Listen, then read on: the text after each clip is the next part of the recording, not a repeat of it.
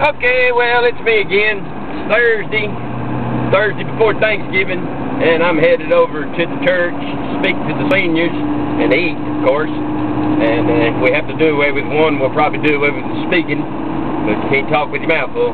But I thought I might, was thinking about the Wildwood Weed. I don't know if you might remember that one or not, but it went something like this. Now the Wildwood Weed grew wild on the farm, and we never knowed what it was called. Some said it was a flyer, and some said it was a weed. I never did give it much thought. Well, one day I was out there talking to my brother, and I reached down for me a weed to chew on. But things got fuzzy, and things got blurry, and then everything was gone. I didn't know what happened, but I knew it beat the heck out of sniffing burlap. My brother looked over at me and said, "Man, what's wrong with your eyes?" I said, "I don't know, I'm chewing on a weed." He said, "Let me give it a try." Spent the rest of that day and most of that night trying to find my brother Bill. Caught up with him about 6 o'clock the next morning, naked, hanging on the windmill. Said he flew up there.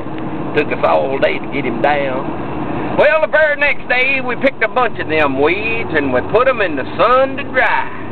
Then we mashed them up and we cleaned them off and put them in the corn cob pie. Why, smoking them Wildwood weeds got to be a habit, and we never seen no harm. Why, we thought it was kind of handy.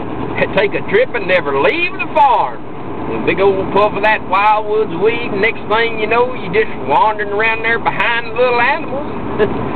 But all good things got to come to an end, and it's the same with the Wildwood weed.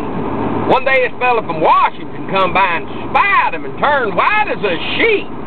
And they dug and they burned and they burned and they dug till they killed all our cute little weeds. And then they drove away. We just smiled and waved, sitting there on that sack of seeds. Y'all come back now, you hear?